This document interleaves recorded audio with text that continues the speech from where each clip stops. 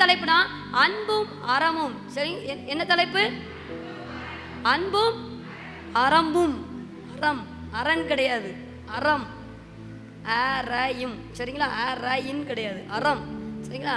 இந்த அன்பும் அறமும் குறித்து நம்ம நினைச்சோன்னா கொஞ்ச நேரம் பார்க்கலாம். கரெக்டாக 8:45 நான் முடிச்சிருவேன். நீங்கள் பக்கத்தில், நாங்கள் தூரத்தில், அதனால் கரெக்டாக முடிச்சிடும். பயப்படாதீங்க யாரும், சரிங்களா? சரி, அன்பு என்றால் என்ன? அன்புனா என்ன? நீங்கள் கேட்கறதே எங்களுக்கு வம்பா தெரியுது. அன்புனா என்ன? அன்புனா என்ன? அன்பு, பாசம், பரிவு, கனிவு, நட்பு, காதல். வேற சிரிக்கீங்க பயங்கரமா. எல்லாம் என்னது? அன்பு. இந்த உலகத்தின்படி, அதாவது செக்குலரில் நீங்கள் போய் இப்போ நீங்கள் கூகுள்லேயே இடையே போய் டைப் படிச்சிங்கன்னா அன்புனா என்ன காட்டும் தெரியுமா? மனிதநேயம், இரக்கம், இதெல்லாம் குறிக்கிற ஒரு நல்ல ஒழுக்கம் தான் என்னது? அன்பு அப்படின்னு நினைச்சையும் காட்டும். ஆனால் நம்முடைய வேதாங்கத்தில் அன்பு என்னச்சது? பல விதத்தில் என்னச்சது காட்டப்பட்டிருக்கிறது. நம்ம வைத்திருக்கிற பரிசுத்த வேதாகமும் கிரேக்க மொழி, எபிரேய கிரேக்க மூல பாஷையிலிருந்து நினைச்சது மொழிபெயர்ப்பு செய்யப்பட்டிருக்கிறது. எபிரேய பதத்தில் அன்பிற்கு ஒரு 4 பதங்கள் என்ன செய்யும் சொல்லப்படும், சரிங்களா? இந்த 4 பதங்களை நான் சொல்றேன், எழுதி வச்சுக்கோங்க. முதலாவது அகாப்பே. என்னது? அகாப்பே. அகாப்பே. அகாப்பே நீங்க எழுதணும். பாஸ் டீச்சிங் சொல்லியிருக்காரு, நான் டீச் தான் பண்ணுவேன். அகாப்பே. அகாப்பே அப்படின்னா நிபந்தனையற்ற தியாகம் உள்ள ஒரு அன்பு. சொல்லுங்க பார்க்கலாம். நிபந்தனையற்ற தியாகம் உள்ள ஒரு அன்பு தான் இந்த அகாப்பே. இந்த அன்பு என்னன்னா ஒரு தெய்வீகமான அன்பு. இது ஆண்டவருடைய பிதாவாகிய தேவனுடைய அன்பை இணைச்சது குறிக்கிறதான ஒன்று. ரெண்டாவது ஈரோஸ் அப்படிங்கிற ஒரு அன்பு. எரோஸ் அப்படிம்பாங்க. கிரேக்கத்தில் என்ன சொல்லுவாங்க? இரோஸ் அப்படிம்பாங்க. ஈரோஸ் அப்படின்னா ஒரு மணவாளனுக்கும் மணவாட்டிக்கும் இருக்கிறதான ஒரு அன்பு. இயேசு கிறிஸ்து நம்மளை நினைச்சிட்டாரு மணவாட்டி சபையாக நினைச்சிட்டாரு தெரிந்து கொண்டு இருக்கிறார். அவர் என்ன நம்மளுக்கு மணவாளா இருக்கிறார். ஈரோஸ். அப்ப ஈரோஸ்னா என்னது? மணவாளனின் அன்பு. மணவாட்டிக்கும் மணவாளனுக்கும் உள்ள அன்பு தான் என்னது? ஈரோஸ். சரியா? எழுதிட்டீங்களா? மூன்றாவது ஃபீலியா அப்படிம்பாங்க. ஃபீலியா. ஃபீலியானா அக்கனா போட்டு பி போட்டு லீ யா போட்டுக்கோங்க, சரிங்களா? உங்களுக்கு ஸ்பெல்லிங் கூட சொல்லித்தரேன். ஃபீலியா. ஃபீலியா அப்படின்னா இது ஒரு நட்பு. ஒரு 2 சிநேகிதருக்கு இடையே உள்ள நட்பு. இல்லைன்னா ஆமாம் 2 பேர், நம்ம அது 2 ஆண் சிநேகிதராக இருக்கலாம், பெண் சிநேகிதராக இருக்கலாம், இல்லை ஆண் பெண் சிநேகிதராக இருக்கலாம். ஏதோ ஒரு ஃப்ரெண்ட்ஷிப் இது, சரிங்களா? இந்த அன்புக்கு என்னது? ஃப்ரெண்ட்ஷிப் அடுவது. அடுத்து வந்து ஸ்டோர்கே அப்படின்னு ஒரு அன்பு இருக்குது. ஸ்டோர்கே. இசு போட்டு டோ போட்டு இரு போட்டு கே போட்டுக்கோங்க. நான் இங்கிலீஷில் இருக்கனால எனக்கு தெரியும். ஸ்டோர்கே. என்ன? ஸ்டோர்கே. ஸ்டோர் தெரியல? ஸ்டோர் கே போட்டுக்கோங்க அது கூட, சரிங்களா? ஸ்டோர்கே. அப்படி இந்த அன்பு என்ன அப்படின்னா குடும்ப பாசம். ஒரு தாய்க்கும் மகனுக்கும், கணவன் மனைவிக்கு வராது, தாய்க்கும் மகனுக்கும், பிள்ளைக்கு பெற்றோருக்கு, அடுத்து நமக்கு உடன் பிறந்த சகோதர சகோதரிகளுக்கு, இல்லை நம்ம சொந்தக்காரங்க குடும்பத்தில் உள்ள உறவினர்களுக்குள்ள இருக்கிற அன்பு என்னது? என்ன அன்பு? என்னது? ஸ்டோர்கே. ஸ்டோர்கே. Very good, super. 4 அன்பு சொன்னேன். நான் திரும்பியும் சொல்றேன். அகாப்பே இது ஒரு நிபந்தனையற்ற ஒரு தியாகம் உள்ள அன்பு. கிறிஸ்து தேவன் நமக்காக செலுத்தின அன்பு தான் என்னது? இந்த அன்பு. ரெண்டாவது ஈரோஸ், மணவாட்டிக்கும் மணவாளனுக்கும் உள்ள அன்பு. மூன்றாவது ஃபீலியா, இது வந்து ஒரு நட்பு, ஃப்ரெண்ட்ஷிப் அப்படின்னு சொன்னேன். 4வது ஸ்டார்கே, இது வந்து என்னன்னா ஒரு குடும்ப பாசம், குடும்ப உறவுகளுக்குள்ளதான அன்பு, சரிங்களா?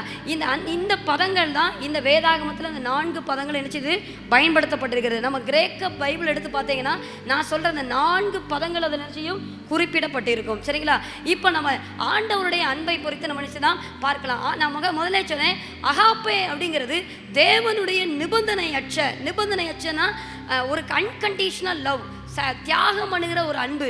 நிபந்தனையற்றனா நாம இயேசுவை நேசிக்கிறனால மட்டும் அவர் நம்மளை நேசிக்கல, நாம நேசிக்காம இருந்தாலும் நம்ம தூரத்துல இருந்த போதிலும் அவர் நமக்கு நினைச்சதா நம்மை நேசிக்கிறார். இன்னைக்கு நீங்க ஜெபம் பண்றதுனால அவர் உங்களை நேசிக்கிறல, இன்னைக்கு நீங்க பரிசுத்தமா வாழ்றதுனால அவர் உங்களை நேசிக்கல, இல்ல நாளைக்கு நீங்க தவறி போயிருவீங்க அதனால உங்களை நேசிக்காம இல்ல.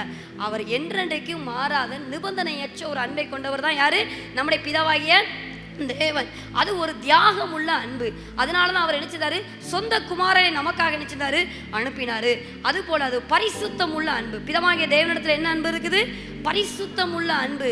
இந்த அன்பு பாவத்தை என்ன செய்யாது? பார்க்காது. பாவியை நேசிக்கும், பாவத்தை என்ன செய்யாது? பார்க்காது. இந்த பாவத்தை பாராத சுத்த கண்ணன் தான் யாரு? நம்முடைய பிதாவாகிய தேவன். அப்ப அவருடைய அன்பும் பரிசுத்தம் உள்ள அன்பா இருக்கும். அவருடைய அன்பு தூய்மையானது, பரிசுத்தமானது. அது பாவத்தை ஒருபோது என்ன செய்யாது? ஏற்றுக்கொள்ளாது. அதே சமயத்துல அவரை நேசிப்பவர்களை கைவிடாத அன்பு. ஹல்லேலூயா, ஹல்லேலூயா, ஹல்லேலூயா. பிதாவாகிய தேவனுடைய நீங்க அன்பை வேதத்துல வாசித்தீங்கன்னா ஈடு இணையில்லாத என்னது ஒரு அன்பு தான் பிதாவாகிய தேவனுடைய அன்பு. ஆண்டவருடைய அன்பை, பிதாவாகிய தேவனின் அன்பை இந்த பைபிள்ல புதிய ஏற்பாட்டுல ஒரு வசனத்துல சொல்லப்பட்டிருக்குது. யாரு சொல்ல முடியும்? அன்பிற்கு அன்புன்னு சொன்னாலே அந்த வசனத்தை தான் சொல்லுவாங்க. யாரு சொல்லுங்க? எலும்பி சொல்லுங்க, எலும்பி சொல்லுங்க, வசனத்தை சொல்லுங்க. Very good. வாங்க சிஸ்டர், வாங்க சிஸ்டர், வாங்க சிஸ்டர். வெரி குட், கிளாப் பண்ணுங்க. இந்த வசனம் ஒவ்வொரு கிறிஸ்தவங்களுக்கு என்ன செய்யணும்? தெரியணும். யோவான் 3:16 என்ன வசனம் சொல்லுங்க பார்க்கலாம்.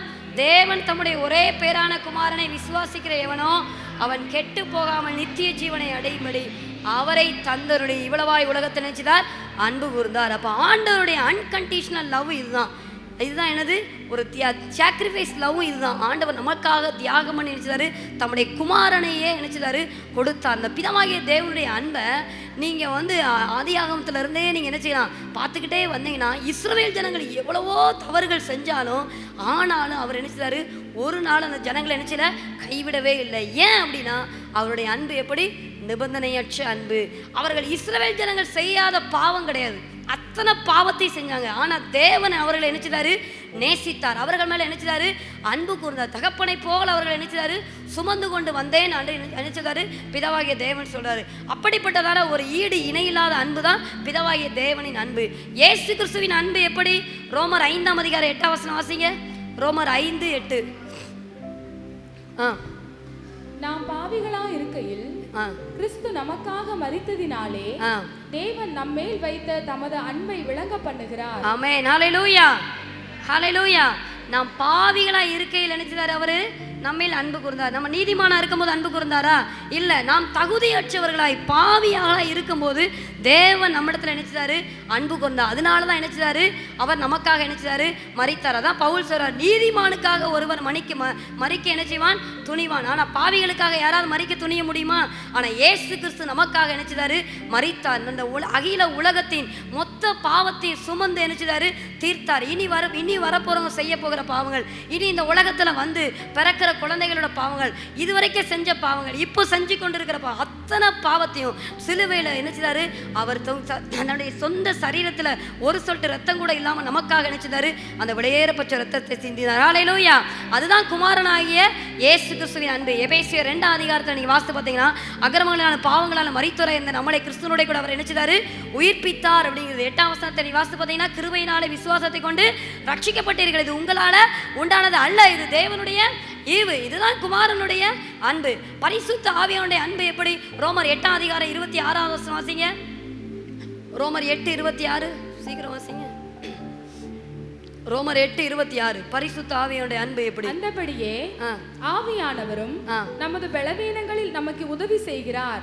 நாம் ஏற்றபடி வேண்டிக் கொள்ள வேண்டியது இன்னதென்று அறியாமல் இருக்கிறபடியால் ஆவியானவர் தாமே வாக்கு கடங்காத பெருமூச்சுகளோடு நமக்காக வேண்டுதல் செய்கிறார். ஆமென், ஹல்லேலூயா. ஆவியானவர் நம்மளுக்கு என்ன செய்றாரு?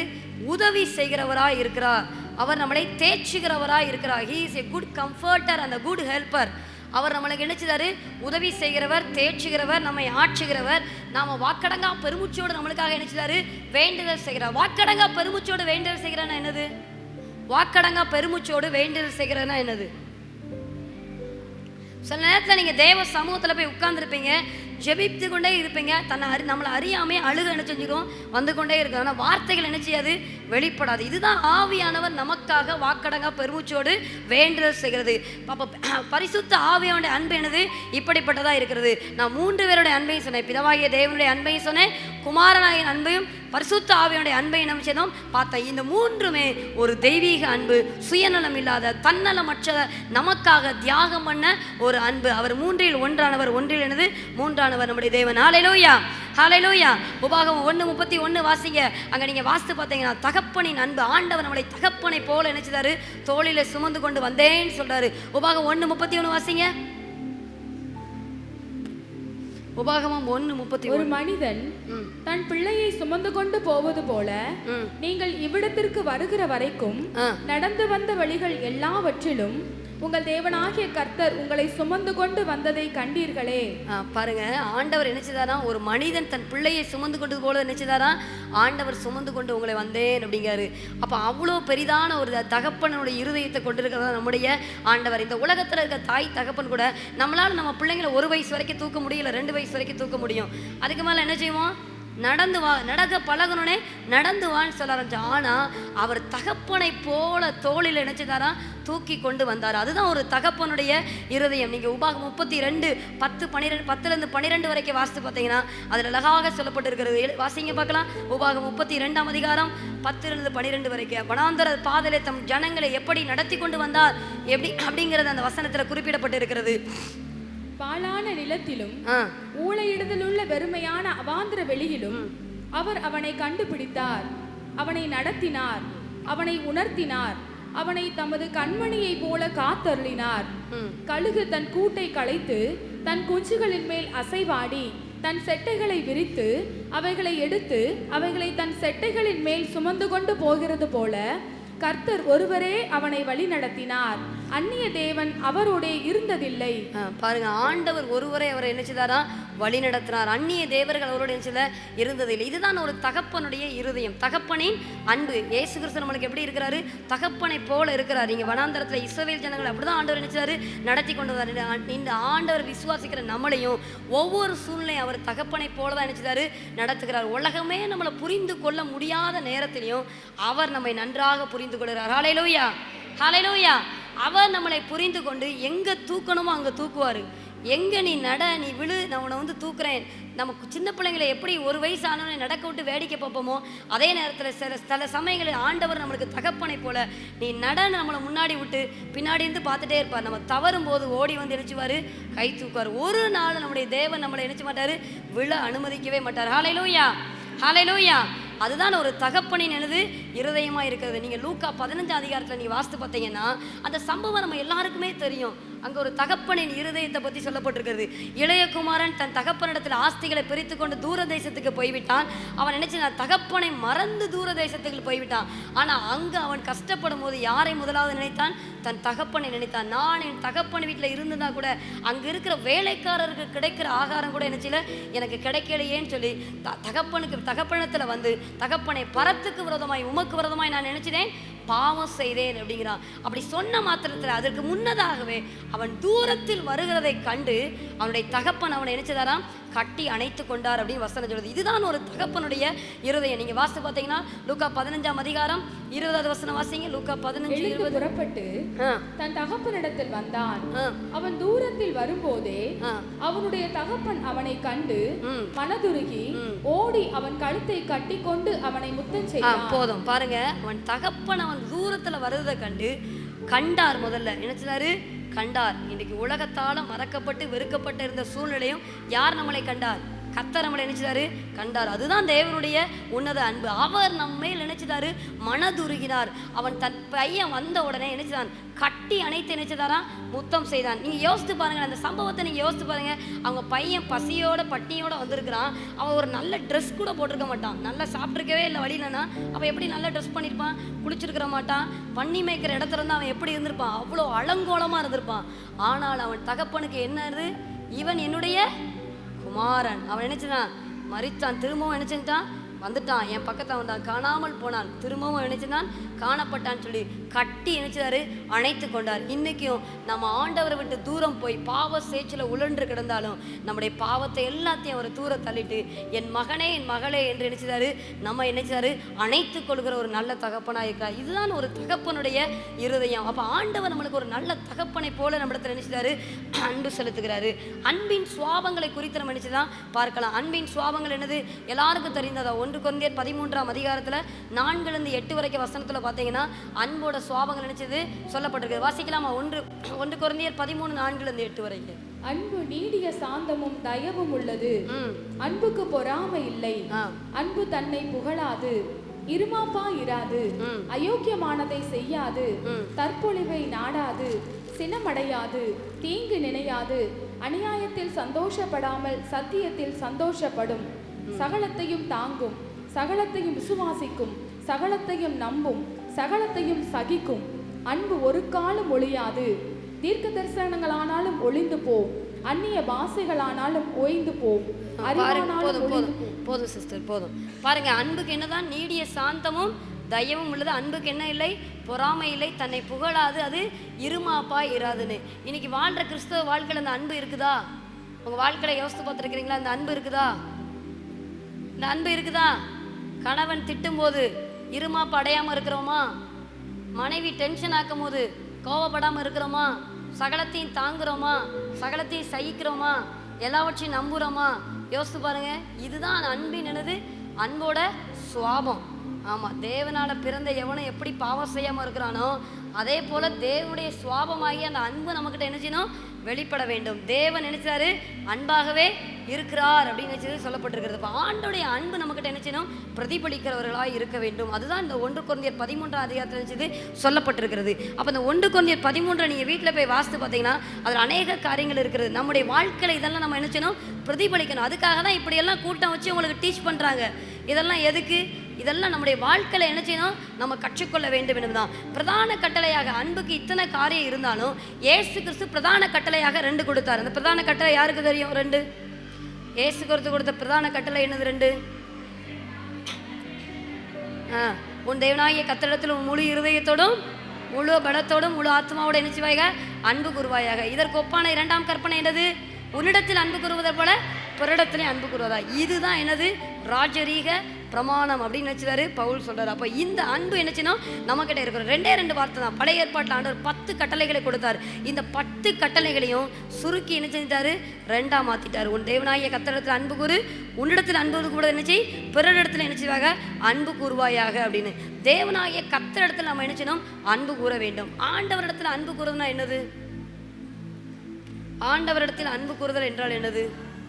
அவரை நேசிப்பது, அவரோடு கூட நேரம் செலவிப்பது. நீங்கள் யோசிச்சு பாருங்க, இப்படி எடுத்து பாருங்களேன். நம்மளுக்கு பிடிச்ச ஆள்கிட்ட ஒரு ஆள் அன்பு கூறுதோம், அந்த ஆள்கிட்ட அன்பு கூறுவதுங்கிறதுக்கு அடையாளம் என்னது? அதிகமாக பேசுறது தான் அன்பு கூறுறதுக்கு அடையாளமே. உண்மையா இல்லையா? அதிகமாக நம்ம யாருக்கிட்ட பேசுகிறோமோ அவங்கக்கிட்ட தான் அதிகமாக நம்ம நினச்சதும் அன்பு கூறுறோம். அந்த அன்பு தான் நம்ம நினச்சது நெருங்கி நெருங்கி நெருங்கி நம்ம நினச்சது நெருக்கத்தில் கொடு. சில ஆட்கள் ஃபோன் பண்ணால் நம்ம ஃபோனை வைக்கவே நினச்சியாது, மனசு இருக்காது. அப்போ தேவன்கிட்ட அன்பு கூறுறது எப்படின்னா, அவர் சமூகத்துக்கு போயிட்டு திரும்ப வர நினைச்சக்கூடாது, மனசே இருக்கக்கூடாது. ஹல்லேலூயா, ஹல்லேலூயா. நம்முடைய ஜெபம் இன்னைக்கு அப்படி இருக்குதா? யோசித்து பாருங்க. கடமைக்காக ஜெபிக்கிறோமா? ஆண்டவரை தேடணுமேன்னு தேடுறோமா? இல்லை என்னோட தேவைகள் இருக்கிறதுக்காக ஜெபிக்கிறோமா? யோசித்து பாருங்க. தேவனிடத்தில் நீங்கள் எப்படி அன்பு கூறுறீங்க? அது ரொம்ப முக்கியம். ஆண்டவர் நினைச்சணும் முழு இருதயத்தோடும் முழு பலத்தோடும் என்ன செய்யணும்? அன்பு கூற வேண்டும். முழு இருதயத்தோட முழு பலத்தோட அன்பு கூர்ந்தா நம்மளால சர்ச்சில் பாடும் போது கை தட்டாமல் இருக்க முடியாது. ஹல்லேலூயா. நம்மளால என்ன செய்ய முடியாது? சத்தமிட்டு ஆராதிக்காம இருக்க முடியாது. அப்போ சத்தமிட்டு ஆராதிக்காமல் இருந்தோம் அப்படின்னா நாம தேவனிடத்தில் ப்ராப்பராக அன்பு கூறலை என்னது அர்த்தம். அப்போ தேவனிடத்தில் அன்பு கூர்ந்தா நம்மளால் நினைச்ச முடியாது, அவரை நேசிக்காமல் இருக்க முடியாது, அவரிடத்துல நேரத்தை செலவழிக்காமல் நினைச்ச முடியாது, இருக்க முடியாது. அப்போ ஆண்டவர்கிட்ட அன்பு கூறேன்னு சொன்னால் நம்ம ஆண்டவர்கிட்ட அன்பு கூறவன் எப்படிப்பட்டவன் அப்படின்னா 1 கொரிந்தியர் 8ஆம் அதிகாரம் 3ஆம் வசனத்தை வாசிங்க. 1 கொரிந்தியர் 8:3. தேவனில் அன்பு கூறுகிறவன் எவனோ அவன் தேவனால் அறியப்பட்டிருக்கிறான். தேவனிடத்தில் அன்பு கூறுவன் எவனோ அவன் எப்படி இருக்கிறான்? தேவனால அறியப்பட்டிருக்கிறான். அப்ப ஆண்டவர்கிட்ட அன்பு கூறுகிறேன்னு சொல்றவங்க யாரால அறியப்பட்டிருப்பாங்க? ஆண்டவரால் நினைச்சுதாங்க அறியப்பட்டு இருக்கிறாங்க. அப்போ ஆண்டவரால் நம்ம என்ன செய்யணும்? அறியப்பட்டவர்களாக இருக்கணும். ஒவ்வொரு நாளும் தெய்வ சமூகத்தில் போய் அன்பு கூர்ந்தாதான் ஆண்டவரிடத்தில் நினைச்ச முடியும், நம்ம ஆண்டவரால் அறியப்பட்டிருக்கிற முடியும். நீங்கள் 1 யோவான் 4:20 வச்சீங்கன்னா, தேவனிடத்தில் அன்பு கூறவன் சொந்த சகோதரன் நினைச்ச மாட்டானா, பகைக்க மாட்டான் அப்படின்னு வசனம் சொல்லுது. ஆண்டவர்கிட்ட அன்பு கூறனா தேவனுடைய அன்பு நம்முடைய இருதயத்தில் என்ன செய்யணும்? பிரதிபலிக்கணும். ஹல்லேலூயா, ஹல்லேலூயா. நான் முதல்ல சொன்னேன், தேவனிடத்தில் அன்பு கூறவன் யாரால் அறியப்பட்டிருக்கிறான்? யாரால் அறியப்பட்டிருக்கிறான்? தேவனால் அறியப்பட்டிருக்கிறான். ரெண்டாவது, தேவனிடத்தில் அன்பு கூறவன் சகோதரன் என்ன செய்ய மாட்டாங்க? சொல்லுங்க, பகைக்க மாட்டார்கள். சத்தமா சொல்லுங்க, பின்னாடி சொல்லுங்க. தேவனிடத்தில் அன்பு கூறுகிறவன் சகோதரனை பகைக்க மாட்டார்கள். மூன்றாவது, தேவனிடத்தில் அன்பு கூறுவர்கள் தீமையை என்ன செய்வார்கள்? வெறுத்து விடுவார்கள். சங்கீதம் 97:10 சொல்லப்பட்டிருக்கிறது, கர்த்தரிடத்தில் அன்பு கூறுவர்களை தீமையை என்ன செய்யுங்கள்? வெறுத்து விடுங்கள். ஆண்டவரிடத்தில் நான் அன்பு கூறுவதை சொன்னா தீமைக்கு எனக்கு என்ன இருக்கக்கூடாது? சம்மதமே இருக்கக்கூடாது. தீமையை என்ன செய்யணும்? வெறுத்து விடுகிறவர்களாக இருக்க வேண்டும். நான்காவது, தேவனிடத்தில் அன்பு கூறுவன் என்ன செய்வான்? 1 யோவான் 5:3 சொல்லப்பட்டிருக்கிறது, தேவனுடைய கற்பனைகளை என்ன செய்வானாம்? கை கொள்ளுவான் அப்படின்னு வசனது. தேவனிடத்தில் அன்பு கூறுகிறவன் தேவனுடைய கற்பனைகளை என்ன செய்வான்? கை கொள்ளுவான் அப்படின்னு வசனது. தேவனுடைய கற்பனைகள் என்ன? அதே தான் திருமை சொல்லு, உன்னிடத்தில் அன்பு கூற பிறத்தில் அன்பு கூறு, உன் தேவனாய கர்த்தரிடத்தில் முழு இருதயத்தோடும் முழு பலத்தோடு நினைச்சுவாயாக அன்பு கூறுவாயாக வசனம் சொல்லுகிறது.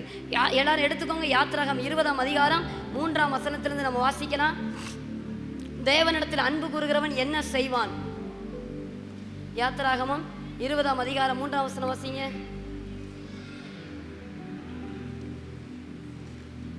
என்னையன்றி உனக்கு வேறு தேவர்கள் உண்டாயிருக்க வேண்டாம்.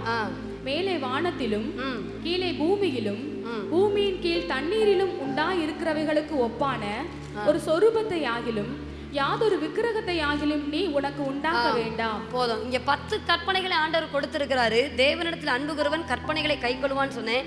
ஆண்டவரிடத்தில் அன்பு கூறுவன் என்ன செய்வான் அப்படின்னா, இந்த கற்பனைகளுக்கு என்ன செய்வாங்க? கீழ்ப்படிவாங்க. கற்பனைகளை என்ன செய்வாங்க? கை கொள்வார்கள். இதுல 10 கற்பனைகள் கொடுக்கப்பட்டிருக்கிறது.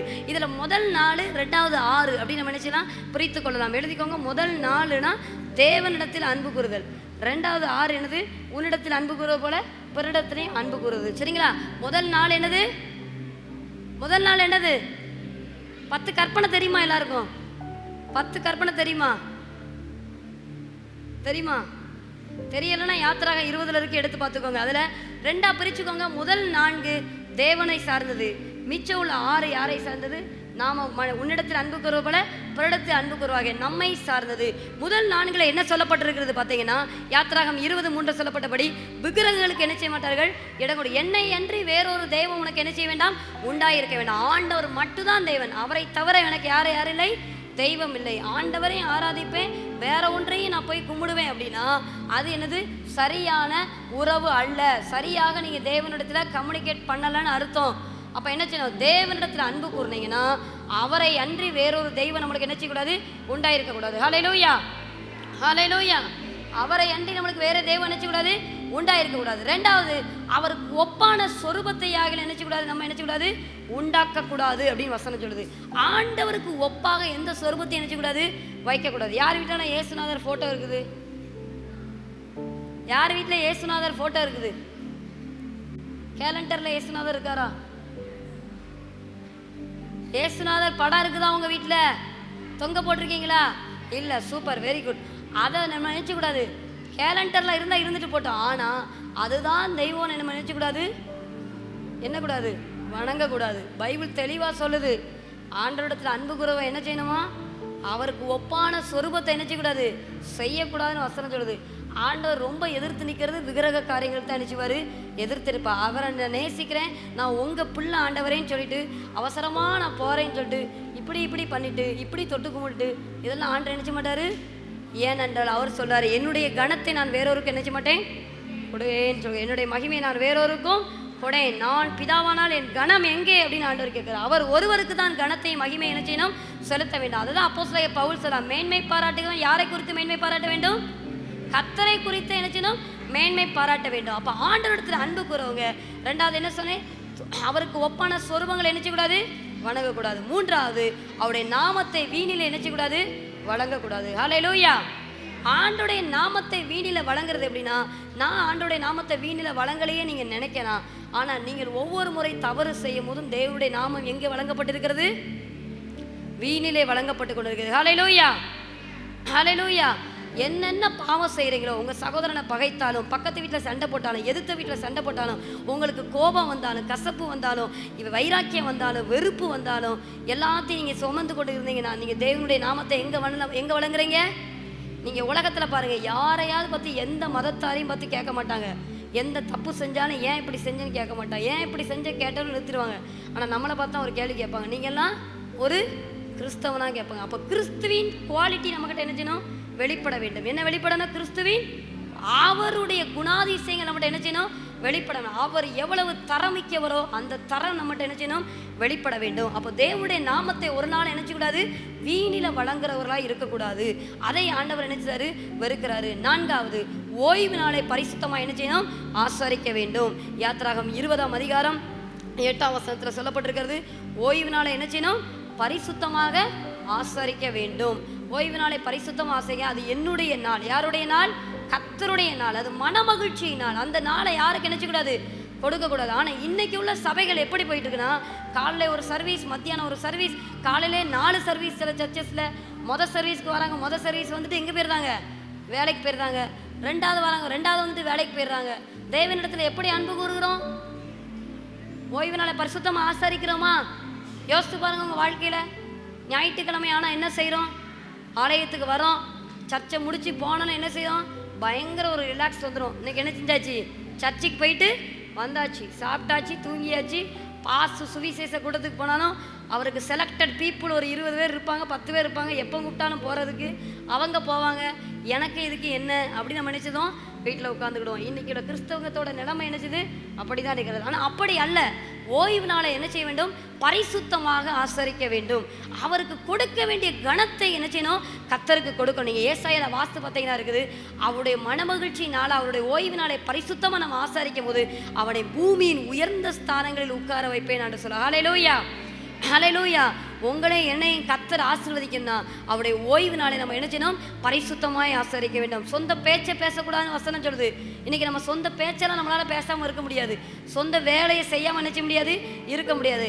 ஆனால் ஓய்வு நாளில் தேவனுடைய சிந்தையோட ஆலயத்துக்கு வந்தது மாத்திரமல்ல, அதுக்கப்புறம் நம்மளால் எவ்வளவு சுவிசேஷம் சொல்ல முடியுமோ, கர்த்தருக்காக ஏதாகிலும் செய்ய முடியுமோ, ஜெபிக்க முடியுமோ, அதை எல்லா காரியத்தையும் ஆண்டோடைய காரியத்தில் ஓய்வு நாளில் என்ன செய்யணும்? நம்ம பிஸி ஆயிரும். அதற்காகத்தான் ஓய்வு நாளை கர்த்தர் நினைச்சாரு, படைத்தார் அப்படின்னு வசனம் சொல்லுது. அப்போ அந்த ஒழுங்கு நம்மகிட்ட என்ன செய்யணும்? இருக்க வேண்டும். ஓய்வு நாளை என்ன செய்யணும்? பரிசுத்தமாய் ஆசரிக்க வேண்டும். 4 காரியம் சொன்னேன். என்ன நான் சொன்னேன்? ஆண்டவருக்கு அடுத்ததான காரியம் 4 கட்டளை சொன்னேன். என்ன நான் சொன்னேன் சொல்லுங்க? அவரை அன்றி வேற தெய்வம் நம்மளுக்கு இருக்கக்கூடாது. 2வது, அவருக்கு ஒப்பான ஒரு சொரூபத்தை என்ன செய்யக்கூடாது? உண்டாக்கக்கூடாது. 3வது என்ன சொன்னேன்? தேவனுடைய நாமத்தை வீணிலே வழங்கக்கூடாது. 4வது, ஓய்வு நாளை என்ன செய்யணும்? பரிசுத்தமாக என்ன செய்யணும்? ஆசரிக்க வேண்டும். இதை தான் தேவன் நினைச்சாரு. அவரிடத்தில் அன்பு கூறுகிறாங்க, நம்மிடத்தில் நினைச்சாரு எதிர்பார்க்கிற காரியம். இந்த கட்டளைகளுக்கு நம்ம என்ன செய்யணும்? கீழ்ப்படிய வேண்டும். அடுத்து 2வது ஹெட்டிங் போட்டுக்கோங்க, பிறரிடத்தில் அன்பு கூறுதல். எழுது, பிறரிடத்தில் அன்பு கூறுதல். 2வது கட்டளை ஆண்டவர் கொடுத்தாரா, உன்னை நேசிப்பது போல பிறரை நேசிப்பாயாக அப்படின்னு. ஆமாம், உன்னிடத்தில் அன்பு கூறுவது போல பிறரிடத்திலே அன்பு கூற வேண்டும். யாத்திராகம் 20ஆம் அதிகாரம் 13 18 வரை உள்ள கட்டளைகள் எல்லாம் இந்த ஒரே சாரத்தில் நினைச்சதும் அடங்கிவிடும். எத்தனை கட்டளைகள்? 6 கட்டளைகள். எதில் அடங்கும்? எதில் அடங்கும்? உன்னிடத்தில் அன்பு கூறுவது போல பிறரிடத்தில் அன்பு கூறுவாயாக. இந்த பிரதான கட்டளையில் இந்த 6 கட்டளைகள் என்ன செய்யும்? அடங்கும். என்னெல்லாம் இருக்கிறது 6 கட்டளைகள்? முதலாவது என்னது? கொலை செய்யா. ஃபர்ஸ்ட் என்னது? தாயின் தகப்பனையும் கனம் பண்ணுவாயாக. முதலாவது என்னது? தாயின் தகப்பனையும் கனம் பண்ணணும். ஆமாம், தாயின் தகப்பனையும் கனம் பண்ணலை அப்படின்னா நாம் சபிக்கப்பட்டவர்களாக இருப்போம்னு நினைச்சது வசனம் சொல்லப்பட்டிருக்கிறது. நம்முடைய தாயின் தகப்பனை என்ன செய்யணும்? கனம் பண்ணணும். முதலாவது தேவன் நம்மளை முன்குறித்திருக்கிறார். 2வது, இந்த உலகத்தில் நாம் வருவதற்கு காரணமாக இருந்தவர்கள் யாரு? நம்முடைய தாயும் தகப்பனும். இந்த பரிசுத்த வேதாகமம் சொல்லுது, உன் தாயை நோக்கி ஏன் என்னை பெற்றா என்று கேட்குற சந்ததிகளுக்கு என்னதான் ஐயோ அப்படின்னு வசனம் சொல்லுது. ஆண்டவர் அப்பா தம்முடைய பெற்றோர்களை பார்த்து நினைச்சக்கூடாது, ஏன் என்ன பெற்றீங்க? இன்னைக்கு உள்ள பிள்ளைங்க கேட்குறாங்களா கேட்கலையா? வீட்டில் சண்டைன்னு வந்தாலே கேள்வியை தான், எதுக்கு என்ன பெற்றீங்க அப்படின்னு. இதெல்லாம் நினைச்சக்கூடாது. பெற்றவர்களை பார்த்து கேட்கக்கூடாது. உங்கள் தாய் எவ்வளவு வயது சென்றாலும் அவர்களை நினைச்சக்கூடாது, அசட்டை பண்ணக்கூடாது. இதுதான் நம்மை நேசிக்கிறது போல பிறரை நேசிப்பது. என்ன நான் நேசிக்கிறது, எப்படி நேசித்து எனக்கு ஒரு தீங்கு செய்ய மாட்டேனோ அதே போல தான் நினைச்சினோம் மற்றவர்களை நேசிக்க. அப்போ தாய் தகப்பனை முதலாவது நினைச்சினோம் கனம் பண்ண வேண்டும். ரெண்டாவது, கொலை செய்யாதிருப்பாயாக அப்படின்னு நினைச்சது வசனம் சொல்லப்பட்டது. கொலை செய்கிறனா என்னது? போய் கத்தி எடுத்து குத்திட்டு வரதா கொலை? அதுவும் கொலை தான். நம்முடைய நாக்கு இருக்கு பாருங்க, பவுல் சொல்றாரு, யாக்கோபு சொல்றாரு, இது நாக்கு என்ன செய்யுமா? ஆயுள் சக்கரத்தை கொளுத்தி விடும் அப்படின்னு வசனம் சொல்லுது. யாக்கோபு என்ன சொல்றாரு? யாக்கோபு 3ஆம் அதிகாரத்துல நீங்க வாசித்து பார்த்தீங்கன்னா ஆயுள் சக்கரத்தை இந்த நாக்கு என்ன செஞ்சிருமா? கொளுத்தி விடும். இன்னைக்கே நீங்க யோசித்து பாருங்க, காலையில இருந்து சாயந்தரம் வரைக்கும் எத்தனை முறை உங்க பிள்ளைகளை அனிமல்ஸ் பெயரை சொல்லி திட்டிருப்பீங்க. விலங்குகளோட பெயர் சொல்லி எத்தனை முறை உங்க பிள்ளைகளை திட்டிருப்பீங்க. யோசித்து பாருங்க, நம்முடைய நாவு எப்படிப்பட்ட நாவு. ஆண்டவர் நம்மளை அப்படி கூப்பிட்டாருன்னா எப்படி இருக்குன்னு யோசிங்க. நீங்கள் உங்கள் பிள்ளைகளை நேசிக்கிறீங்க, நம்மளும் ஆண்டவரை நேசிக்கிறோம், நம்மளும் பிள்ளைகளையும் நேசிக்கிறோம், நம்ம பிள்ளைகளை அனிமல்ஸ் சொல்லி கூப்பிடுதோம். ஆண்டவர் நம்மளை அப்படி கூப்பிட்டாருன்னா எப்படி இருக்கும்? இருப்போமா அவர்கிட்ட? இருக்கவே மாட்டோம். அப்போ என்ன சொல்றாரு? வாயினால ஒரு கொலை நினைச்சக்கூடாது, செய்யக்கூடாது. உங்கள் நாவு என்ன செய்யணும்? சுத்தம் உள்ளதாக இருக்கணும். வாயினால் என்ன செய்யக்கூடாது? கொலை செய்யக்கூடாது. நம்மளை போல பிறரை நேசிக்கிறது உங்களுக்கு எப்பயும் ஞாபகம் இருக்குது. இது ஒரு ராஜரீக பிரமாணம். நான் நினைச்சக்கூடாது, இதை செய்யக்கூடாதுன்னு. மூன்றாவது என்னது? விபச்சாரம் செய்யாதிருப்பாயாக. விபச்சாரம் செய்யாதிருப்பாயாக என்ன? மத்தேயு 6 சொல்லப்பட்டிருக்கிறது தெளிவாக. ஒரு ஸ்திரீயை இச்சையோடு பார்க்கிற ஒரு ஸ்திரீயை இச்சையோடு பார்க்கிற எந்த மனுஷனும் அவளோட நினைச்சது இருதயத்துல விபச்சாரம் செய்தாச்சுன்னு. இது உங்களுக்கு எல்லாம் புரியும், இதை எக்ஸ்பிளைன் பண்ண அவசியமே இல்லை, உங்க எல்லாருக்கும் இது புரியும். அப்போ இந்த காரியத்தை நம்ம நினைச்சக்கூடாது, செய்யக்கூடாது. சிலர் பார்த்தீங்க அப்படின்னா, நான் அதை பண்ணவே இல்லையே, ஆனால் என் சிந்தையில் என்ன செய்ய அதை யோசித்து பார்ப்பாங்க.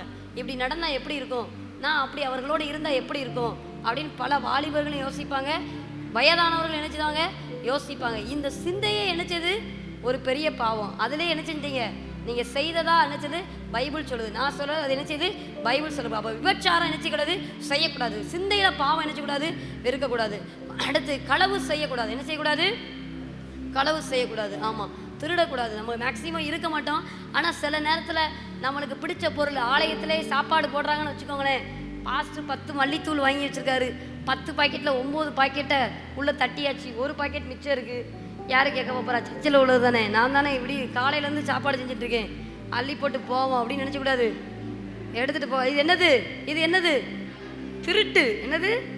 திருட்டு. இந்த களவு நம்ம நினைச்சக்கூடாது, செய்யக்கூடாது. அப்போ இந்த களவு நினைச்சக்கூடாது, செய்யக்கூடாது. அடுத்தது பார்த்தீங்கன்னா, பிறருக்கு விரோதமாக நினைச்சக்கூடாது, பொய் சாட்சி சொல்லக்கூடாது. நான் பார்க்காததை பார்த்தேன் அப்படின்னு நினச்சவங்க சொல்லுவாங்க. சிலவங்க அடித்தது மேலே அடிப்பாங்க. நான் பார்த்தேன் நினச்சவங்க பார்த்தேன் அப்படின்னு சொல்லுவாங்க. இந்த பொய் சாட்சி நினைச்சக்கூடாது, சொல்லக்கூடாது. கடைசியாக பிறருக்குள்ள யாதொன்று நினைச்சக்கூடாது, இச்சிக்கக்கூடாதுன்னு வசனம் சொல்லுது. வாசிக்கலாம். 1 தீமோத்தேயு 6ஆம் அதிகாரம் 6-9 வரைக்கும் வசனம் வாசிங்க. 1 தீமோத்தேயு 6-9 வரைக்கும். 6ஆம் என்கிற மனதுடனே கூடிய தேவ பக்தி மிகுந்த ஆதாயம். உலகத்திலே நாம் ஒன்றும் கொண்டு வந்ததில்லை, இதிலிருந்து நாம் ஒன்றும் கொண்டு போவதும் இல்லை என்பது நிச்சயம். உண்ணவும் உடுக்கவும் நமக்கு உண்டாயிருந்தால் அது போதும் என்று இருக்க கடவோம். போதும். அப்ப பாருங்க, போதும் என்றவருடைய மனதோடு கூடிய தேவ பக்தி என்னது? மிகுந்த ஆதாயம். பிறருக்குள்ள யாதொன்று இச்சு. ஆண்டவர் நம்மளுக்கு என்ன தந்திருக்கிறா அது என்ன செய்யணும்? போதும் நினைச்சணும், நினைக்கணும். அது இருந்தாலே நம்ம வாழ்க்கையில் என்ன செய்யணும்? போதும், சந்தோஷமா. 2 ட்ரெஸ்ஸு தந்திருக்காரா, சந்தோஷமா போதுங்கணும். அடுத்த வீட்டுக்கு போயிட்டு அடுத்த வீட்டில் உள்ள பொருளெல்லாம் வேணும்னு நினைச்சக்கூடாது, ஆசைப்படக்கூடாது. பிறருக்குள்ள யாதொன்றையும் நம்ம நினைச்சக்கூடாது, எச்சிக்கக்கூடாது. 2 காரியம் சொன்னேன். உன் தேவனாகிய கர்த்தரிடத்தில் முழு பலத்தோடு முழு இதயத்தோடு நினைச்சணும், அன்பு கூற வேண்டும். 2வது என்னது? உன்னிடத்தில் அன்பு கூறுவதை போல பிறரிடத்தில் அன்பு கூறுவதாக. அப்ப ஆண்டவருக்கு எத்தனை காரியம் சொன்னேன்? ஆண்டவரை சார்ந்தது எத்தனை? 4. நம்மை சார்ந்தது எத்தனை? இந்த 10லையும் நம்ம என்ன செய்யணும்? உண்மையுள்ளவர்களாக இருக்கணும். இதுதான் தேவனுடைய அன்பு நம்ம இருதயத்தில் இருப்பதற்கு என்னது? அடையாளம். ஒரு சபையில் வந்து அங்கத்தினருக்கும் தேவ அன்பு என் இருதயத்தில் ஊற்றப்பட்டிருக்கு அப்படின்னா இந்த 10 குவாலிட்டி யார்கிட்ட இருக்கணும்? தரமான ஒரு விசுவாசித்த இந்த 10 குவாலிட்டி என்ன செய்யணும்? இருக்கணும். சரிங்களா? இதுதான் அன்பு. 2வது அறமை குறித்து பார்க்கலாம். அறம் என்றால் என்ன? அறம் என்றால் எழுதிக்கோங்க. அறம் என்றால் சரியான நீதி மற்றும் சரியான செயலை குறிக்கும் ஒரு சொல். அதுதான் என்னது? அறம். நல்ல ஒழுக்கம் அப்படிங்கிறது, சரிங்களா? இங்கிலீஷ்ல வேர்ட்யூ அப்படிமாங்க. உயர்ந்த ஒழுக்க நெறிகளை வெளிப்படுத்தும் நடத்தை தான் என்னது? அறம்.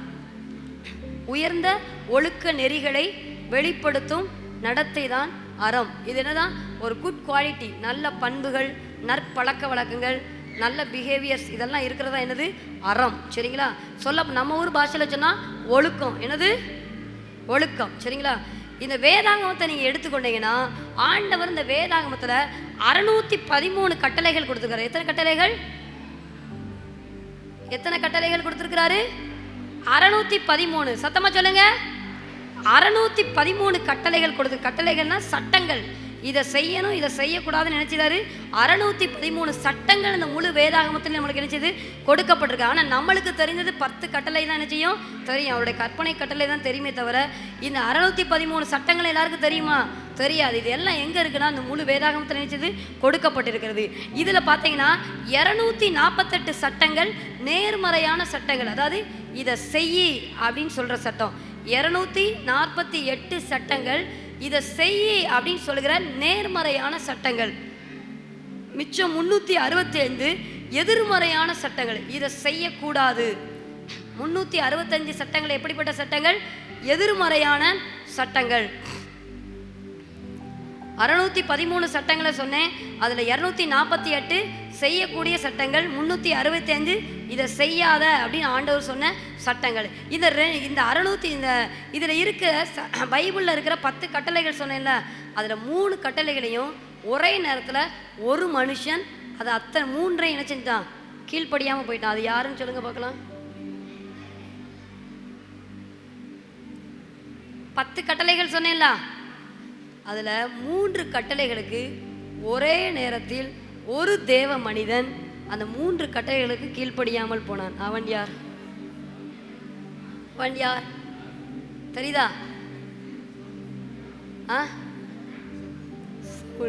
இல்ல பாஸ், தேவ மனிதன், தேவனுக்கு பிரியமான மனிதன்.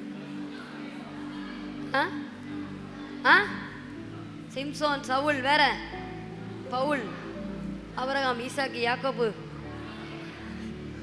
சரி, நானே சொல்லிடுறேன். நீங்கள் வாஸ்து பார்த்தீங்கன்னா சாமுவேல் புத்தகம் 2 சாமுவேல் 11 இருக்கிறது யாரு? தாவீது. என்ன செஞ்சான்? தாவீது என்ன செஞ்சான்? சிரிக்கிறாங்க, சத்தமாக சொல்லியிருக்கணும், சொல்லலை. தாவீது என்ன செஞ்சான்? தேவனுக்கு பிரியமான ஒரு மனிதன், அப்படிதானே? தாவீது ஆண்டவரே சொல்லிட்டாரு, என் இருதயத்துக்கு ஏற்ற ஒருவனை தெரிந்தெடுத்துக்கேன்னு சொன்னார். இருதயத்துக்கு ஏற்றமான தாவீது. இந்த தாவீது அட்ட டைமில் 3 கட்டளைகள் என்ன செஞ்சாரு? பிரேக் பண்ணிட்டாரு. என்னெல்லாம் பிரேக் பண்ணாரு சொல்லுங்க பார்க்கலாம். தாவீது என்ன செஞ்சான்னு தெரியுமா? முதலாவது விபச்சாரம், முதலாவது ஐயா பிறருக்குள்ள யாதென்று இச்சை, 2வது விபச்சாரம், 3வது கொலை செய்தான். புரியுதுங்களா? இந்த 3 கட்டளையும் யாரு ஒரே நேரத்தில் முறியடித்தது? தேவனால தெரிந்து கொள்ளப்பட்ட, தேவனால அபிஷேகம் பண்ணப்பட்ட, அவரால் விரும்பப்பட்ட, இருதயத்துக்கு ஏற்றமான யாரு? தாவீது. புரியுதுங்களா?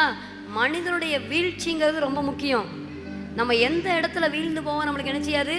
தெரியாது. நான் நிற்கிறேன் என்று சொல்லுகிறேன், விழாதபடி என்ன செய்யணும்? எச்சரிக்கையா இருக்க கடவன் பவுல் சொல்றாரு. தாவீது அட்ட டைம்ல 3 சட்டத்தை என்ன செஞ்சாரு?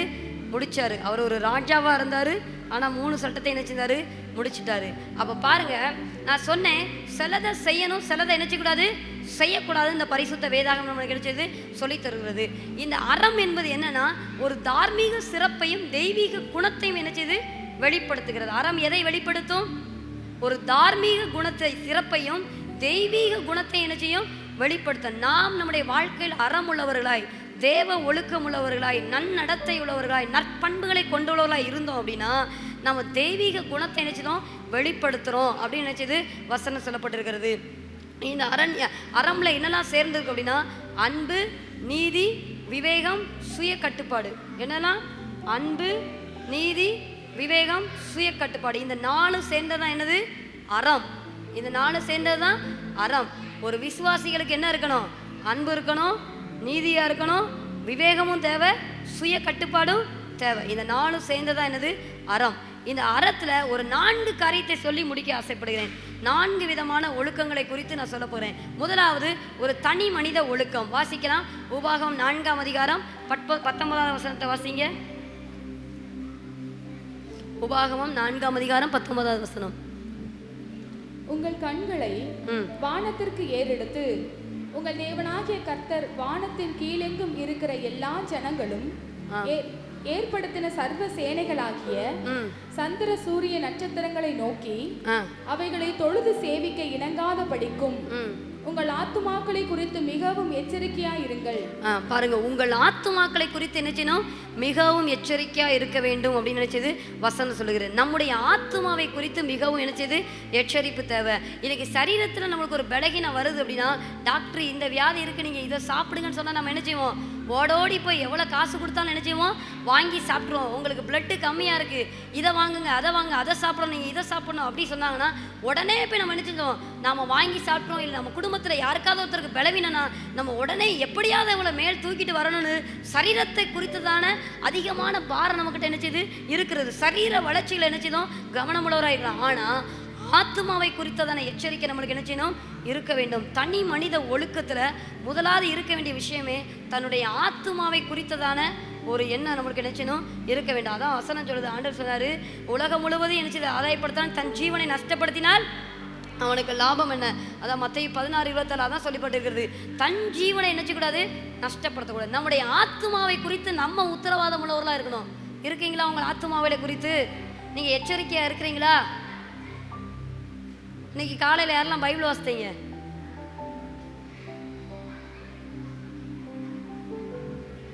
யோசித்து பாருங்க. நம்முடைய ஆத்மாவுக்கு தேவையான உணவு எங்க கிடைக்கணும்? அந்த வசனத்துல தான் இருக்குது. இந்த வசனத்துக்குள்ள என்ன இருக்குது? ஜீவன் இருக்குது. என்ன இருக்குது? ஜீவன் இருக்குது. எல்லாரும் சொல்லுங்க, இதுல என்ன இருக்குது? ஜீவன் இருக்கு. இந்த வசனம் உள்ள போனாதான் நம்முடைய ஆத்மா என்ன செய்யும்? செழிப்புள்ளதாய் மாறும். இல்லை அப்படின்னா உங்க ஆத்மா உங்களை விட்டு என்ன செய்யுது? கொஞ்சம் கொஞ்சமா சுருங்கிறத என்ன செய்ய முடியாது? நீங்க பார்க்க உங்களுக்கு கண்ணுக்கு தெரியாது. ஆனா ஒவ்வொரு நாளும் உங்க ஆத்மா என்ன செய்யும்? கீழே இறங்கிக்கிட்டே இருக்கும். பலத்திலிருந்து என்ன செய்யும்? இறங்கிக்கிட்டே இருக்கும். அப்ப ஆத்மாவை பலப்படுத்த வேண்டும். தனி மனித ஒழுக்கத்துல முதலாவது என்ன செய்யணும்? ஆத்மாக்களை குறித்ததான ஒரு எச்சரிப்பு நம்மளுக்கு என்ன செய்யணும்? இருக்க வேண்டும். ஆத்மாக்களை குறித்ததான ஒரு பாரம் நம்மளுக்கு இருக்க வேண்டும். நான் இன்னைக்கு ஜெபிக்கல, என் ஆத்மாவுக்கு என்ன கிடைக்கல? ஆகாரம் கிடைக்காது. என் ஆத்மாவுக்கு ஜீவ நதி கிடைக்காது. தண்ணி குடிக்காம நம்மளால வாழ முடியுமா? முடியாது. அப்ப என் ஆத்மாவுக்கு ஒரு நதி தேவை, ஒரு ஜீவ நதி தேவை, அது ஒரு ஜீவ தண்ணீர் தேவை. அதை கொடுத்தாதான் ஆத்மா என்ன செய்யும்? செழிக்கும். அப்ப ஆத்மாக்களை குறித்து நம்ம என்ன செய்யணும்? எச்சரிக்கை உள்ளவர்களா இருக்கணும். ரெண்டாவது பாருங்க, ஆண்டவரோட உறவுல என்ன செய்யணும்? கட்டப்பட்டவர்களா இருக்கணும். சங்கீதம் 15 எடுத்துக்கொள்ளுங்க. சங்கீதம் 15 எடுத்துக்கொள்ளுங்க. ஆண்டோடைய உறவுல என்ன செய்யணும்? கட்டப்பட்டவர்களா வாசிக்கலாம். சங்கீதம் 15 ஒன்னொன்னா வாசிங்க பார்க்கலாம். கர்த்தாவே, யார் உம்முடைய கூடாரத்தில் தங்குவான்? யார் உம்முடைய பரிசுத்த பர்வதத்தில் வாசம் பண்ணுவான்? உத்தமனாய் நடந்து நீதியை நடப்பித்து போதும் சிஸ்டர், தேங்க்யூ. உத்தமமாய் நடந்து நீதியை என்ன செய்யணும்? நடப்பித்து மனதார என்ன செய்து சத்தியத்தை பேசுகிறார். இந்த சங்கீதம் 15 சொல்லப்பட்ட அத்தனை வார்த்தைகளும் ஒரு தனி மனித ஒழுக்கத்துக்கு என்னது? சரியான எடுத்துக்காட்டாக இருக்கிறது. உத்தமமாய் நடக்கணும். நம்ம உத்தமமா நடக்கிறோமா? நீதியை நடப்பிக்கிறோமா? மனதார சத்தியத்தை பேசுறோமா? நாவினால புறங்குறாம இருக்கிறோமா? தோழனுக்கு தீங்கு செய்யாம இருக்கிறோமா? இதெல்லாத்தையும் என்ன செய்யணும்? கவனித்து பார்க்க வேண்டும். நம்ம என்ன செய்யணும்? இதுல ஒரு நாள் என்ன செய்யக்கூடாது? தவறி போகக்கூடாது. இதுதான் ஆத்மாவை குறித்ததான ஒரு எச்சரிப்பு. என்னது? நம்முடைய ஆத்மாவை குறித்ததான எச்சரிப்பு. இதுல ஒரு காரியத்துல தவறுனாலும் நம்ம கவனம் உள்ளவர்களா இருக்கணும். எதுல தவறுகிறோம் அப்படின்னு அதிகமா பேச ஆரம்பிச்சாலும் நம்மளுக்கு என்ன வந்துடும்? என்ன வந்துடும்? வசனம் சொல்லுற நீதிமொழிகள்ல, சொற்களின் மிகுதினால் பாவம் இராமல் போகாது. இன்னைக்கு நம்மகிட்ட இருக்க கிறிஸ்தவங்க கிட்ட இருக்கிற பெரிய பிரச்சனையே பேசி பேசி பேசி பேசி தான் என்ன செய்தாங்க? ஆத்மாவை என்ன செய்தாங்க? கெடுத்துறாங்க. அதான் நீதிமொழிகளை சொல்லப்பட்டிருக்கு, ஆத்மா அறிவில்லாமல் இருப்பது நல்லதல்ல. ஆத்மாவுக்கு என்ன வேணும்? அறிவு வேணும். தனி மனித ஒழுக்கத்துல அதுதான் ரொம்ப முக்கியம். இதுதான் சிறந்த அறம். என் ஆத்மால ஒரு அறிவு இருக்கணும், என் ஆத்மால ஒரு ஞானம் இருக்கணும், ஒரு விவேகம் இருக்கணும். நம்ம ஆத்மா விவேகத்தோட இருக்குதா? ஞானத்தோட இருக்கிறதா? அப்படிங்கிறத நினைச்சணும். ஒவ்வொரு நாள் சீர்தூக்கி பார்க்கணும். இந்த சங்கீதம் 15 உங்க வாழ்க்கையை நினைச்சணும், ஒப்பிட்டு பார்க்கணும். ரெண்டாவது என்ன இருக்கணும்? தனி மனிதனுக்குள்ள என்ன இருக்கணும்? பண ஆசை இருக்கக்கூடாது. நம்ம முதலாவது வாசித்தோம் 1 தீமோத்தேயு 6:10 சொல்லப்பட்டிருக்கு, பண ஆசை எல்லா தீமைக்கு என்னது? வேறா இருக்கிறது. பண ஆசை நினைச்சக்கூடாது. இருக்கக்கூடாது. இந்த சங்கீதம் 15 சொல்லப்பட்டிருக்கிறது வாஸ்து பார்த்தீங்கன்னா கடைசியில் சொல்லப்படுது, பணத்தை நினைச்சுக்கூடாதா, என்ன செய்யக்கூடாது, வட்டிக்கு கொடுக்கக்கூடாது. ஹல்லேலூயா. பணத்தை நினைச்சக்கூடாது, வட்டிக்கு கூடாது. அப்படி நீங்கள் வட்டிக்கு கொடுத்தீங்கன்னா உங்கள் வீட்டில் கண்டிப்பாக வியாதி வரும். எத்தனை பேர் ஒத்துக்கிறீங்க? இது சத்தியம். இது நீங்கள் ஏற்றுக்கிடட்டாலும் தன் பணத்தை வட்டிக்கு கொடுக்குறவங்க வீட்டில் சாபம் வரும். அவங்க தேவனுடைய பரலோக ராஜ்யத்துக்கு நினைச்ச முடியாது, போக முடியாது. நீங்கள் எப்படி ஏற்றுக்கொண்டாலும் ஏற்றுக்கொள்ளாவிட்டாலும் இதுதான் என்னது சத்தியம். பண ஆசை இருந்துச்சுன்னா அது உங்களுக்கு என்ன செய்யும், எல்லா தீமைக்கு என்ன செய்யும், வேறாய் மாறிவிடும். ஆமாம், இதில் நம்ம கவனம் உள்ளவர்களாக இருக்க வேண்டும். எரேமியா 17:11 வாசிங்க. எரேமியா 17:11. எரேமியா 17:11 வாசிங்க. அநியாயமாய் ஐஸ்வரியத்தை சம்பாதிக்கிறவன் முட்டையிட்டு அவயங்காத்தும் குஞ்சு பொறிக்காமற் போகிற கவுதாரிக்கு சமானமாய் இருக்கிறான். அவன் தன் பாதி வயதிலே அதை விட்டு தன் முடிவிலே மூடனா இருப்பான். பாருங்க, பாதி வயதிலே அதை விட்டு என்னச்சுவான், முடிவில் என்னச்சுவானா, மூடனா இருப்பான். நீங்கள் யோசித்து பார்த்தீங்கன்னா நம்ம ஊர்களில் சில வீடுகளில் இருக்கும் பாருங்க, சில ஊர்களில் வாழ்ந்துக்கிட்ட குடும்பம்னு சொல்லுவாங்க. ஒரு காலத்தில் நிறைய பணத்தெல்லாம் வட்டிக்கு கொடுத்து அநியாயமாக சம்பாத்தியம் பண்ணி அநியாயமாக சேர்த்து வைக்கிறவங்க, அவங்களுடைய சந்ததிகள் எப்படி இருக்கும், ஆசீர்வாதமாகவே என்ன செய்யாது, இருக்காது. அவர்கள் சேர்த்து வைத்த அத்தனை சொத்தை என்ன செய்யும், விற்று கடைசியில் தரித்திரர் ஆயிடுவாங்க. அதுதான் அங்கே வசனம் சொல்லுது, பாதி வயதிலே அதை விட்டு அவன் நினைச்சுவானா முடிவிலே மூடனை போல் இருப்பான் அப்படின்னு இருக்குது. அப்படி நம்ம பணத்தை நினைச்சக்கூடாது, வட்டிக்கு கொடுக்கக்கூடாது. அடுத்து முக்கியமான விஷயம் என்னன்னா, பணத்தில் இருக்க வேண்டிய 2வது விஷயம் என்னன்னா, கடன் வாங்கக்கூடாது. சொல்லுங்க, ஹல்லேலூயா. கடன் வாங்குறது இந்த வேதத்துக்கு புறம்பானது. உண்மையா இல்லையா? உண்மை. நீங்கள் முழு வேதாகமத்தை வாசித்து பாருங்க. கடன் இஸ்ரவேல் ஜனங்களை கர்த்தர் ஆசீர்வதிக்கும் போது அப்படிதான் ஆசீர்வதித்தார். நீ கடன் வாங்க மாட்டா, என்ன செய்வாய், கடன் கொடுப்பாய். தனி மனித ஒழுக்கத்தில் இந்த தீர்மானம் நம்மளுக்கு இருக்கணும். கடன் நினைச்சக்கூடாது, வாங்கக்கூடாது. எத்தனை பேர் கிரெடிட் கார்டு யூஸ் பண்ணுறீங்க? கிரெடிட் கார்டு யாராவது யூஸ் பண்ணுறீங்களா? ஸ்தோத்திரம், யாருமே யூஸ் பண்ணல. வெரி குட், சந்தோஷம். கிறிஸ்தவர்களாக வாழ்கிற வரைக்கும், இந்த பூமியில் ஆண்டவர் நம்மளை வைத்திருக்கிற வரைக்கும் டெபிட்லேயே வாழ்ந்து முடிச்சிடணும். ஹல்லேலூயா. டெபிட்னா என்ன, உங்கள் ஏடிஎம்மில் என்ன பணம் இருக்கோ அதுக்குள்ளேயே வாழ்ந்து முடிச்சிடணும். கிரெடிட் கார்டு வாங்கி அதில் நான் பணம் செலுத்த முடியாமல் அதில் வட்டி போட்டு என்னால் செலுத்த முடியலன்னு நினச்சக்கூடாது, நிற்கக்கூடாது. இதெல்லாம் ஒழுக்கம் அல்ல. வேதம் அந்த அறமை நம்மளுக்கு கற்றுத்தருகிறது. நம்ம என்ன செய்யணும், கடன் வாங்காமல் என்ன செய்யணும், வாழ பழகணும். கடன் நினைச்சக்கூடாது, இருக்கக்கூடாது. உங்கள் தேவைகளை 2ஆக பிரித்து கொள்ள வேண்டும். நல்லா சொல்லித்தரேன், கேட்டுக்கோங்க. பணத்தில் நீங்கள் ஒழுக்கமாக இருக்கணும் அப்படின்னா உங்கள் தேவைகளை 2ஆக பிரிக்கணும். உங்ககிட்ட ஒரு 10,000 ரூபாய் இருக்குது அப்படின்னா உங்கள் தேவையை 2ஆக பிரிக்கணும். என்ன பிடிக்கணும்? முதலாவது 2 விதம் இருக்குது. நீடு, வாண்டட்னு சொல்லுவாங்க. Need, want. நீடுனா அத்தியாவசிய தேவை, வாண்ட்னா விருப்பம், ஆசை. பணத்தை எப்பயுமே 2 விதத்தில் பிரிச்சுக்கணும். நீங்கள் நீடு, வாண்ட். உங்கள் கையில் வர பணத்திற்கு எது உங்களுக்கு இப்போ தேவையோ அதை மட்டும்தான் வாங்கணும். நான் சொல்கிறது புரியுதா உங்களுக்கு? ஹல்லேலூயா. எது உங்களுக்கு தேவையோ அதை மட்டும்தான் வாங்கணும். ஆசைப்படுறதெல்லாம் நினச்சக்கூடாது, வாங்கக்கூடாது. இன்றைக்கி அநேக கிறிஸ்தவர்கள் அப்படி தான் ஆசைப்பட்டு கடைசியில் கடனாகி ஆண்டவரே என் கடனை அடையின்னு வந்து நிற்கிறாங்க. ஆனாலும் ஆண்டவர் நம்மளே இறக்கப்பட்டு நினச்சிதாரு, நம்மளுக்கு அதை அடைத்தும் தராங்க. அதுக்கு நம்ம சாட்சியும் சொல்கிறோம். ஆனால் இனிமேல் நினச்சக்கூடாது, கடன் வாங்கக்கூடாதுன்னு ஒரு தீர்மானம் இருக்கணும். இது நம்முடைய வேதம் போதிக்கிற சிறந்த ஒழுக்க நெறி. வேற எந்த வேதத்திலையும் சொல்லலை நீ கடன் கொடுப்பாய், நீ கடன் வாங்க மாட்டாயின்னு. ஆண்டவர் நம்மளுக்கு நினைச்சிட்டாரு, சிறந்த சட்டத்தை எழுதி கொடுத்துருக்கிறாரு. தனி மனித ஒழுக்கத்தில் ரொம்ப முக்கியம். பண விஷயத்தில் உண்மையாக இருக்கணும். கர்த்தர் அதை விரும்புவார். உங்கள் கையில் நம்பி கொடுக்குற பணத்தை நீங்கள் என்ன செய்கிறீங்க, 1 ரூபா கூட வீணடிக்க கூடாது. எல்லாத்துக்கும் கர்த்தர் என்ன செய்யணும், கணக்கு கொடுக்கணும். நீங்கள் ஒருவேளை நான் உழைத்து சம்பாத்தியம் பண்ண என் பணம் தானே நினைக்கலாம். உழைக்கிறதுக்கு பலன் கொடுத்தது யாரு? கர்த்தர். உபாகமத்தை சொல்லப்பட்டிருக்கு, என் திறமையும் என் கை சாமர்த்தியம் இதை செஞ்சது நினைச்சக்கூடாது, சொல்லக்கூடாது. யார் பலன் தந்திருக்கிறா? கர்த்தர் பலன் தந்திருக்கிறாரு. அப்போ நம்ம என்ன செய்யணும், ப்ரையாரிட்டைஸ் பண்ணணும். உங்களுக்கு இருக்கிற தேவைகளையும் அதையும் நீங்கள் எதெல்லாம், எது இப்போ தேவை, எது அப்புறம் தேவை அப்படிங்கிறத என்ன செய்யணும், நீங்கள் பிரித்து வைக்கணும். அப்படி நீங்கள் வாழ்ந்தீங்க அப்படின்னா உங்கள் பணத்தில் ஒரு நாள் என்ன செய்ய மாட்டோம், நம்ம கடன் வாங்கவே மாட்டோம். ஹல்லேலூயா, ஹல்லேலூயா. ஆமாம், போடுறதுக்கு ட்ரெஸ் வேணும், சாப்பிட்றதுக்கு சாப்பாடு வேணும். பிரியாணி இருந்தால் தான் சாப்பிடவே முடியுமா?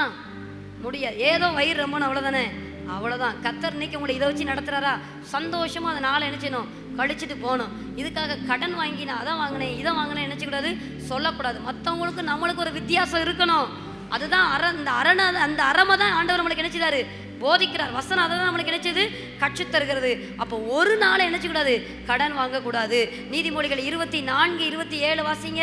நீதிமொழிகள் 24:27. நீதிமொழிகள் 24:27. வெளியில் உன் வேலையை எத்தனப்படுத்தி வயலில் அதை ஒழுங்காக்கி பின்பு உன் வீட்டை கட்டு. எல்லாரும் இந்த வசனத்தை பாருங்க, உங்களுக்கு டிஸ்பிளே ஆகுது. எல்லாரும் பாருங்க. வெளியில் உன் வேலையை எத்தனைப்படுத்தி வயலில் அதை ஒழுங்காக்கி பின்பு உன் வீட்டை என்ன செய்யணும்? அதுக்கு என்ன அர்த்தம்? வெளியில் உன் வேலையை என்ன செய்யணும்? எத்தனைப்படுத்தணும் அப்படின்னு என்னது? ஒழுங்கா நல்ல முதல்ல என்ன செய்யணும்? உழைக்கணும். அப்புறம் என்ன செய்யணும்? வயலில் அதை என்ன செய்யணும்? ஒழுங்காக்கணும். பின்பு என்ன செய்யும்? உன் வீட்டை கட்டு. அதுதான் வசனம் நம்மளுக்கு போதிக்குது.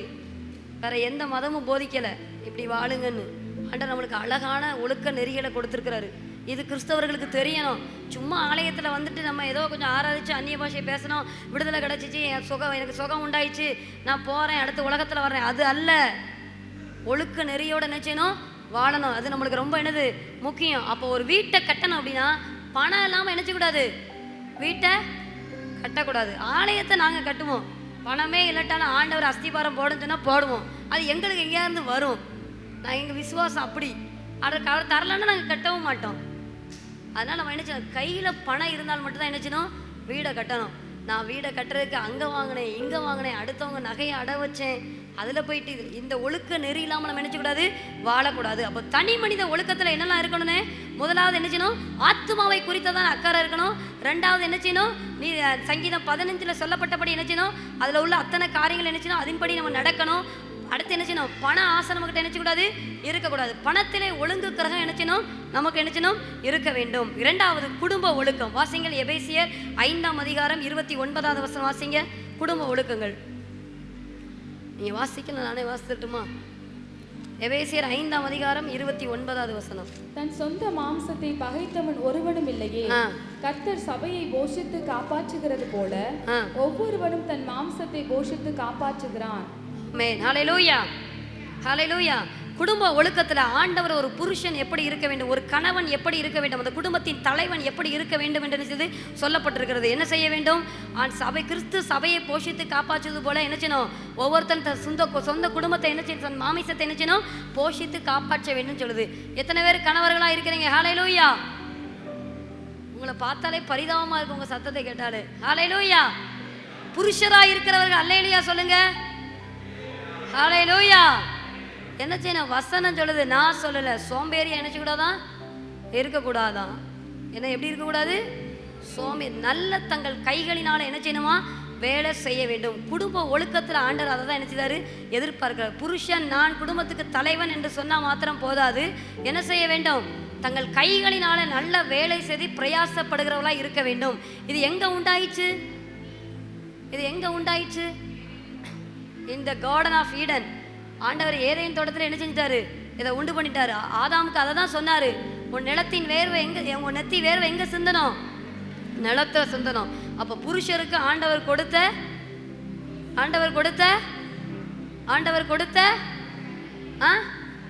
சாபம், கட்டளை இல்லை, அது என்னது? சாபம். பின்னாடி கட்டளையா வந்துட்டு ஆண்டவர் கொடுத்த சாபம்.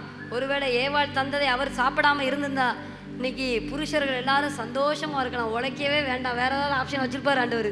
அப்படிதானே? ஹல்லேலூயா. உங்களுக்கு தான் சொல்லிட்டு இருக்கேன், உங்களுக்கு தான் சொல்லுதேன். ஹல்லேலூயா, ஆமென், ஹல்லேலூயா. ஆனா என்ன செஞ்சுட்டாங்க? வழி இல்லை. ஆதாம் மூலமா என்ன செஞ்சுட்டு?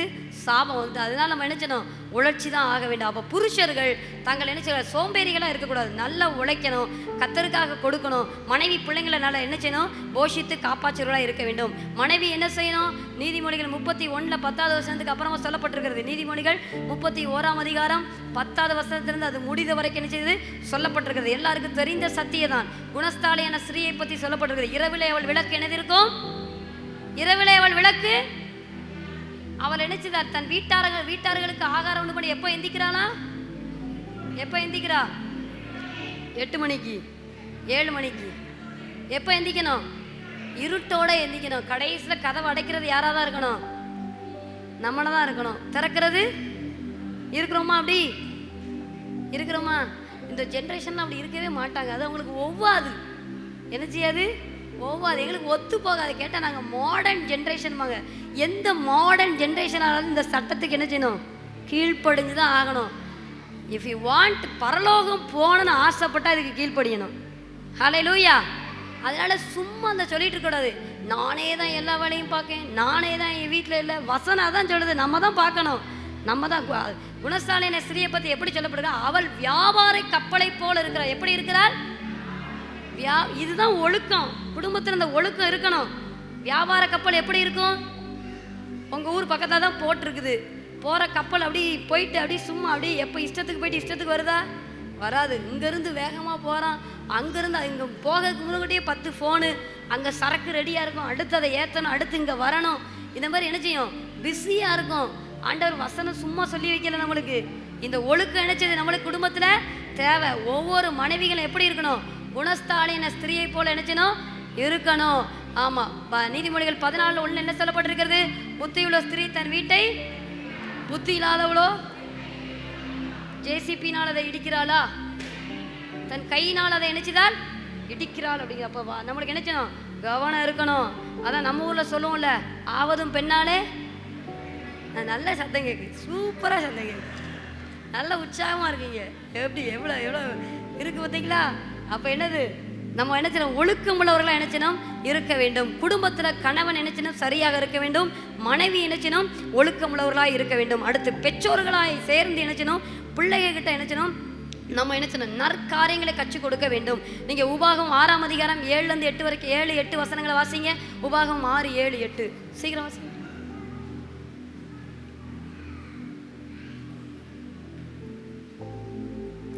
ஒரே வசனம் தான். அவைகளை உன் பிள்ளைகளுக்கு கருத்தாய் போதித்து நீ உன் வீட்டில் உட்கார்ந்திருக்கிற போதும், வழியில் நடக்கிற போதும், படுத்துக் கொள்ளுகிற போதும், எழுந்திருக்கிற போதும் அவைகளை குறித்து பேசி அவைகளை உன் கையின் மேல் அடையாளமாக கட்டிக்கொள்வாயாக. அவைகள் உன் கண்களுக்கு நடுவே ஞாபக குறியாய் இருக்க கடவுது. பாருங்க, உன் பிள்ளைகளுக்கு அவைகளை குறித்து என்ன செய்யணுமா? கருத்தா என்ன செய்யணும்? போதிக்கணும்னு வசனம் சொல்லுது. நீங்கள் யூதர்களுடைய வாழ்க்கையை இன்னைக்கு நீங்கள் எடுத்து பார்த்தீங்கன்னா, எல்லாரும் மொபைல் ஃபோன் வச்சிருக்கிறீங்க. நீங்கள் கூகுளில் போட்டு போய் பாருங்க, யூதருடைய வாழ்க்கை முறைகள் அப்படின்னு போட்டு பாருங்க, அதில் நிறைய வரும். அவங்க பிள்ளைகளை எப்படி வளர்ப்பாங்கன்னா, சின்ன வயசுல இருந்து நினைச்சுவாங்க வேதத்தின் சட்ட திட்டங்களை நினைச்சுவாங்க சொல்லிக் கொடுப்பாங்க. அதை விட்டு ஒரு யூதர்கள் பிசகவே மாட்டாங்க. நான் ஒரு கம்பெனியில் வேலை பார்த்தேன். அங்கே வருஷத்துக்கு ஒரு 2 முறை யூதர்கள் வருவாங்க. அவங்க என்ன பண்ணுவாங்கன்னா, நம்ம கிட்ட வந்து எங்கள் கம்பெனிக்கு தான் வருவாங்க, ஆடிட்டுக்கு வருவாங்க. ஆடிட்டுக்கு வந்து அவங்ககிட்ட போய் நீங்கள் ஒரு தண்ணி பாட்டில் கொடுத்தா கூட வாங்க மாட்டாங்க. ஈவன் டிஷ்யூ பேப்பர் கொடுத்தா கூட நம்மகிட்ட வாங்க மாட்டாங்க. மற்ற எல்லாரையும் காசு கொடுத்து கரெக்ட் பண்ணிடுவோம். காசு கொடுத்து சாப்பாடு கொடுத்து அங்கே போங்க இங்கே போங்கன்னு அனுப்பி விட்டுலாம். ஆனால் இந்த ஆட்கள் நினச்ச முடியாது. ஏன்னா அவங்களோட உபதேசங்கள் அப்படி சிறு வயதுலேருந்து நினச்சிவாங்கன்னா கருத்தாய் போதிக்கப்பட்டு வளர்த்துருப்பாங்க. இன்னைக்கு நம்ம கிறிஸ்தவர்கள் சொல்லுகிற நம்ம பிள்ளைங்களை எப்படி வளர்க்குறோம் யோசித்து பாருங்க. காலையில் எந்திரிச்சோன்னே பிள்ளைகளுக்கு வேதம் வாசிக்க கற்றுக் கொடுக்குறீங்களா? ஜெபிக்க கற்றுக் கொடுக்குறீங்களா? உங்கள் குடும்பம் எப்படி இருக்கிறது? குடும்ப ஜெபம் எல்லா வீட்லையும் இருக்கிறதா? நீங்கள் இதை யோசித்து பாருங்கள். இப்படி எல்லாம் செய்யாமல் இருக்கிறதுனால தான் இன்றைக்கி உலகம் பிள்ளைகளை கொண்டு போயிட்டுருக்கு. உலகம் கொண்டு போனதுக்கப்புறம் பாஸ்டர்கிட்ட வந்து அழுவோம், ஐயோ பாஸ்டர் என் பிள்ளை போயிட்டுன்னு. அவர் என்ன செய்ய முடியும்? சரியாக வளர்க்க வேண்டியது யாரோட கடமை? தாய் தகப்பனையும் சேர்ந்தது. நாம் பிள்ளைங்களை சரியாக வளர்க்கலை அப்படின்னா இந்த உலகம் நம்ம பிள்ளைகளுக்கு தவறுகளை எளிதாக கற்றுக் கொடுப்பதற்கு வழிகளும் நிச்சயம் உண்டாகி இருக்கும். அப்போ குடும்பங்களில் ஒரு ஒழுக்க நெறி என்னது தேவை. பிள்ளைகளுக்கு பெற்றோர் என்ன செய்யணும்? இந்த வசனத்தை கருத்தாய் போதிக்க வேண்டும். வசனத்தை இருதயமாகிய பலகையில் எழுதி வைக்க வேண்டும். அவைகளை ஞாபக குறியா வீட்டில் வைக்கணும். இதெல்லாம் என்னது? ஒழுங்கு. ஆண்டவர் சொன்ன ஒழுங்கு, அதான் அறம். ஆண்டவர் கொடுத்திருக்கிற அறம், குடும்பத்திற்காக கத்தர் கொடுத்திருக்கிற அறம். இதில் கவனம் உள்ளவர்களாக இருக்கணும். உங்கள் பிள்ளைகளை வசனத்தில் வளர்த்தீங்க அப்படின்னா இந்த உலகத்தோட எந்த எண்டுக்கு போனாலும் அந்த பிள்ளைங்க ஸ்ட்ராங்காக இருப்பாங்க. ஹல்லேலூயா, ஹல்லேலூயா. சின்ன வயசில் நீங்கள் 3 வயசுலேருந்தே உங்கள் பிள்ளைகளை நினச்சினா வசனம் வாசிக்க சொல்லிக் கொடுக்கலாம். சும்மா உட்கார வச்சு நீங்கள் சொல்ல வைக்கணும். அப்படி நீங்கள் சொல்லி பார்த்தீங்கன்னா உங்கள் பிள்ளைங்க நல்லா வளருவாங்க. வசனம் தெரிஞ்சாதான் பிள்ளைங்க இந்த உலகத்தில் தப்பிக்க முடியும். இல்லைன்னா நினைச்ச முடியாது, தப்பிக்க முடியாது. ஆனால் இன்னைக்கு இருக்கிற பரிதாப கிறிஸ்தவ குடும்பத்தோட நிலை எப்படின்னா ரொம்ப பரிதாப நிலையாக இருக்கிறது. அம்மா ஒரு நேரத்தில் ஜெபிக்கிறது, அப்பா இஷ்டம் இருந்தால் ஜெபிப்பார், இல்லைன்னா ஜெபிக்க மாட்டாங்க. பிள்ளைகள் ஜெபங்கிறதே கிடையாது. ஆமாம், ஜெபிக்கிறதுக்கு என்ன சின்ன பிள்ளைங்களுக்கு கற்றுக் கொடுக்க வேண்டும். பிளஸ்ஸிங் யூத் மிஷன், அதில் ஒரு தலைவர் இருக்கிறார், ஆர் ஸ்டான்லி அப்படின்னு. எனக்கு ரொம்ப பிடிச்ச நபர். அவரோட புக்கெல்லாம் நீங்கள் வாசித்து பார்த்தீங்கன்னா அவர் வந்து தன் தாயார் தன்னை வளர்த்ததை பற்றி அருமையாக சொல்லியிருந்தார். அவர் ஒரு பாரம்பரிய திருச்சபையை சேர்ந்தவர்கள் தான். ஆனால் அவங்க அண்ணனும் அவரும் போய் நிற்பாங்களாம், அம்மா எனக்கு தோசை தாங்க டீ தாங்கன்னு.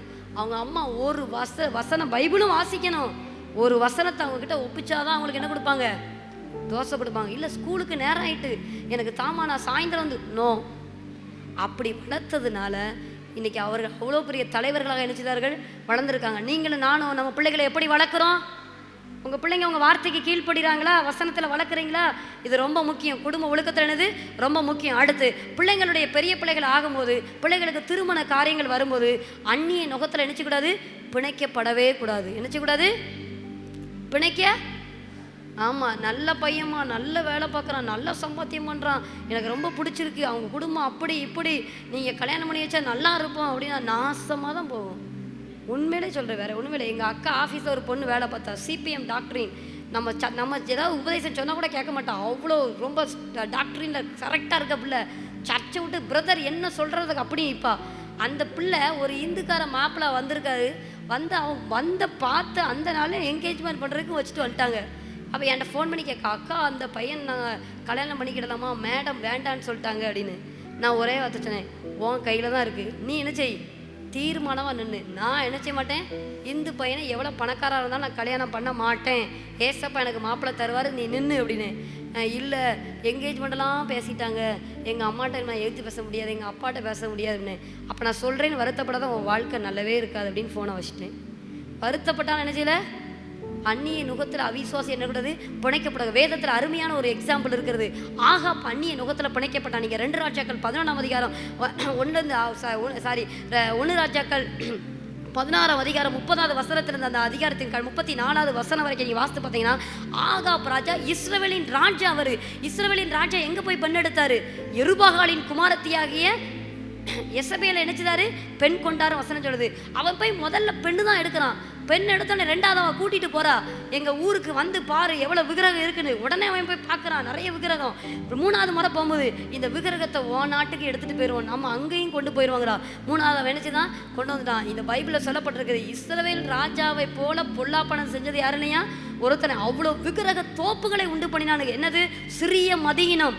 குடும்பத்தில் அந்நிய நுகத்திலிருந்து ஒரு பிள்ளையை எடுத்த செஞ்ச சிறிய மதியினம் அந்த ராஜாவோட வாழ்க்கையை என்ன செஞ்சுட்டு காலி பண்ணிட்டு, அவன் சந்ததியை என்ன செஞ்சுட்டு காலி பண்ணிட்டு, அவனுக்கு ஆகாப் ராஜாவுக்கு எலியா மூலமாக கர்த்தர் கொடுத்த சாபம் பாருங்க. சுவரில் நீர் விடுகிற ஒரு என்ன செய்யுதான், நாய் கூட என்ன செய்யாதான் பாருங்க. அவ்வளோ பெரிதான சாபத்தை. ஏன், அந்நிய நுகம். நீங்கள் நானும் கர்த்தரை ஆராதிக்கிறேன், நீங்கள் நானும் சரியான ஒழுக்கம் உள்ளவர்களாக இருக்கணும். குடும்பத்தில் ஒரு தீர்மானம் இருக்கணும். நம்முடைய பிள்ளைகளுடைய காரியம் வரும்போது கர்த்தருக்காக வைராக்கியம் பாராட்டணும். இதுதான் ஒழுக்க நெறி, இதுதான் எனது சரியான ஒழுக்கம். 3வது சபையின் ஒழுக்கம். அதை மட்டும் நான் சொல்லி முடிச்சிருந்தேன், ஒரு 2 நிமிஷத்தில் முடிச்சிடுவேன். 2 நிமிஷத்தில் முடிச்சிடுவேன். 3வது சபையின் ஒழுக்கம். மார்க் 11ஆம் அதிகாரம் 15லிருந்து 17 வரைக்கும் வாசித்து பார்த்தீங்கன்னா, இயேசு கிறிஸ்து தேவாலயத்துக்கு போகிறாரு. தேவாலயத்தில் என்னச்சுதாங்க, புறா அங்கே காசுக்காரர்களையும் புறா விற்கிறவர்களையும் பார்த்து அவர் என்னச்சுதாரு, எல்லாத்தையும் கவுத்தி போட்டு, என்னுடைய வீடு என்னது, சகல ஜனங்களுக்கு ஜெப வீடு அனுப்ப, நீங்கள் அதை கள்ளர் குகையில் ஆக்கினீர்களே என்னச்சுதாரு சொன்னார். அல்லது எல்லாத்தையும் என்ன ஆக்கிட்டாங்கன்னா, கள்ளர் குகையை மாற்றி விட்டாங்க. சபையை எப்படி ஆக்கிட்டாங்க, கள்ளர் குகையாக மாற்றிட்டாங்க. இன்னைக்கு நீங்கள் நானும் ஆராதிக்கிற அந்த சபையை கள்ளர் குகையை நினைச்சக்கூடாது, மாற்றக்கூடாது. கள்ளர் குகையை ஆக்குறதுனா என்னது, தேவையில்லாத ஆராதனை, உலக ஆராதனைகள், தேவையில்லாத காரியத்தை சபைக்குள்ள கொண்டு வருது. ஒரு காலத்துல சபைகள் உலகத்துக்கு போயிடுச்சு. சபைகள் உலகத்துக்கு போய் சுவிசேஷத்தை பிரசங்கிக்குது. நீங்க அப்போஸ்தலர் 4ஆம் அதிகாரத்தை வாசித்து பார்த்தீங்கன்னா, சிதறடிக்கப்பட்டவர்கள் தேசமெங்கும் சுற்றி திறந்து இணைச்சிதார்களா, சபை பெருகிச்சு, வசனம் விருத்தி அடைந்ததுன்னு வசனம் சொல்லப்பட்டிருக்குது. ஆனா நீங்களும் நானும் ஆராதிக்கிற இந்த சபையில் என்ன இருக்கு, இன்னைக்கு அநேக சபைக்குள்ள உலகம் வந்துட்டு. சபையோட ஒழுக்கம் எங்க இருக்குது, கர்த்தரை பரிசுத்தமாக ஆராதிக்க வேண்டிய நாம பரிசுத்தமாக ஆராதிக்கிறோமா, பரிசுத்த அலங்காரத்தோடு அவரை தொழுது கொள்ள வேண்டிய நம்ம பரிசுத்தமாக தொழுது கொள்கிறோமா. உலக சபைக்குள்ளே வந்துட்டு இதெல்லாம் கர்த்தர் நினைச்சாரு, பார்த்து கொண்டே இருக்கிறார். அவருடைய ஆலயத்தை கள்ளர் குகையை நினைச்சக்கூடாது, மாற்றக்கூடாது. நம்முடைய ஆராதனை என்னது ரொம்ப முக்கியம். பவுல் அத்தனை பட்டணத்துக்கு போகிறாரு, அங்கே அந்த ஜனங்கள் ஆராதிக்கிறாங்க, சூப்பராக ஆராதிக்கிறாங்க. ஆனால் அவங்க ஆராதிக்க நினைச்சல, அறியப்படாத தேவனுக்கு நினைச்சுதாருங்களா ஆராதிச்சாங்களா. அவங்க என்ன, யாருக்கு ஆராதிக்கும், எதுக்கு ஆராதிக்கனே அவங்களுக்கு தெரியல. ஆனால் என்ன செஞ்சாங்க, சூப்பராக ஆராதிச்சாங்க. இன்னைக்கு சபைக்கு வர பாதி விசுவாசிகளோட நிலைமை அப்படி தான் இருக்குது. நல்லா ஆராதிக்கிறோம், ஆனால் what is the purpose of worship? உங்கள் ஆராதனையின் முகாந்தரம் என்ன, நோக்கம் என்ன? நான் எதற்கு கர்த்தரை ஆராதிக்கிறேன், என் நோக்கம் என்ன?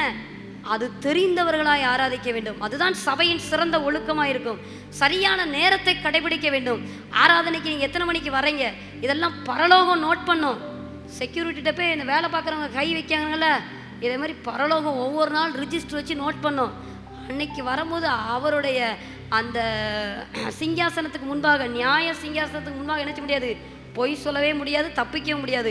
அதில் கவனமுள்ளவர்களாக இருக்கணும். டைமிங்கில் கரெக்டாக இருக்கணும். ஆராதனை 8:30 8:30க்கு உள்ளே இருக்கணும். 9 மணி 9 மணி இருக்கணும். ட்ரெயினை பிடிக்க கரெக்டாக ஓடுறோம், ஸ்கூலுக்கு கரெக்டாக ஓடுறோம், வேலைக்கு ஓடி போய் கையை வச்சிடுறோம். ஆனால் இயேசுவுக்கு மட்டும் நம்ம ஏசப்பா பார்த்துக்கலாம் அப்படின்னு நினச்சதும் விட்டுரும். சபையில் நினச்சணும் இந்த ஒழுக்கம் இருக்க வேண்டும். சபைக்குள்ள அந்நிய அக்னிகள் உள்ள வரக்கூடாது. நாதா பவியோ அந்நிய அக்னியை கொண்டு வந்தார். தேவன் அவர்களை நினைச்சாரு, அடித்தார், அவர்கள் மரித்து போனார்கள்னு வசனம் சொல்லுது.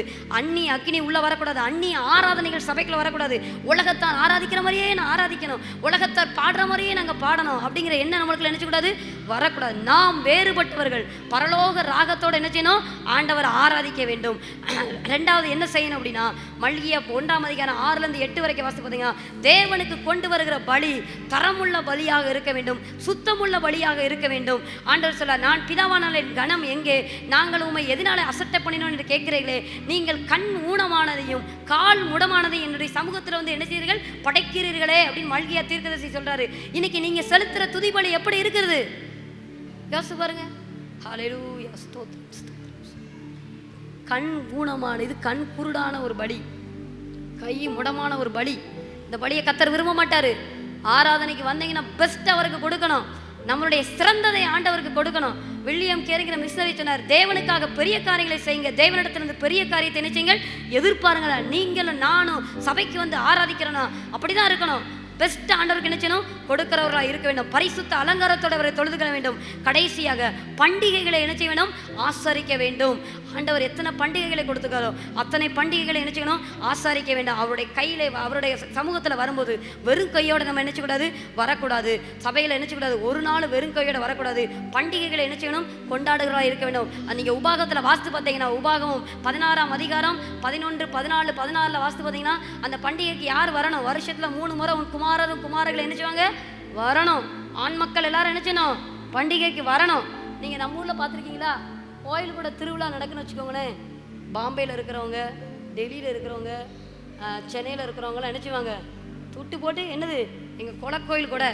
உங்கள் ஊரில் உண்டா கிடையாதா, உண்டா கிடையாதா, வரும். அப்போ நம்மளுக்கு என்ன செய்யல, நம்ம பாஸ்டர் ஐயோ பிள்ளைலாம் வரலையா பண்டிகைக்கு அப்படின்னு பாஸ்டர் கேட்டால் நினச்சிடுவோம், லீவு கொடுக்க மாட்டேங்காங்க வேலை அப்படிதான். ஆனால் அவனுக்கு இருக்கிற வைராக்கியம் உங்களுக்கு எனக்கு இருக்குதா? இன்னைக்கு பண்டிகைகள் என்ன செய்யல, ஆசரிக்கப்படலை. கத்துறதை நினைச்சுவாரு பாருங்க. அப்போ சபையில ஒரு சிறந்த ஒழுக்கம் இருக்க வேண்டும். அறம்ல 3 காரியம் சொன்னேன். ஒரு தனி மனிதனின் ஒழுக்கம் இருக்கணும், குடும்பத்தில் ஒழுக்கம் இருக்க வேண்டும், சபைகளில் நினைச்சனும் ஒழுக்கம் இருக்க வேண்டும். 3 ஒழுக்கத்தையும் சரியாக கடைபிடிக்கிற கிறிஸ்தவனே பரலோகத்துக்கு தகுதியான கிறிஸ்தவன். ஹல்லேலூயா, ஹல்லேலூயா. அப்போ அன்பும் இருக்க வேண்டும், அறனும் இருக்க வேண்டும். சில குடும்பத்தில் அன்பு இருக்கும், பாசமாக பொழிவாங்க, என் பிள்ளை, என் வீட்டுக்காரு, என் பொண்டாட்டி, நான் செய்யணும் அப்படின்னு உருகுவாங்க. ஆனால் அந்த குடும்பத்தில் என்ன இருக்காது, ஒழுக்கம் இருக்காது. சில குடும்பத்தில் ரொம்ப பேரண்ட் கண்டிச்சுட்டே இருப்பாங்க, ஏ இதை செய் அதை செய், அப்படி இரு இப்படி இரு. புருஷன் கண்டிக்கிறவர், மனைவி கண்டிக்கிறவர், பிள்ளைகளும் கண்டிக்கிறவராக இருப்பாங்க. அப்படி நினைச்சக்கூடாது, இருக்கக்கூடாது. ஒரு மெய்யான கிறிஸ்தவ குடும்பத்தில் 2ம் சேர்ந்து நினைச்சனும் இருக்க வேண்டும். தேவன் தம்முடைய அன்பை அவருடைய குமாரனை தந்தது மூலமாக அவர் நினைச்சாரு, நமக்கு தெரியப்படுத்தினார். அதே போல தேவன் தம்முடைய அறத்தை எங்கிருந்து தொடங்கிறார் அப்படின்னா, ஒவ்வொரு தனி மனிதன் ஒழுக்கத்தையும் கர்த்தர் அந்த தோட்டத்தில் நினைச்சாரு, ஆதாமிட்ட இருந்து நினைச்சாரு தொடங்கினாரு. இந்த கனியை புசிக்க கூடாதுன்னு சொன்னாரு. அவர் என்ன செய்யல, புசிக்க கூடாதுங்கிறது அந்த கனியில் ஏதாவது பெரிய ரகசியம் இருந்துச்சா? நோ, நோ ரகசியம், ஜஸ்ட் ஒபீடியன்ஸ்.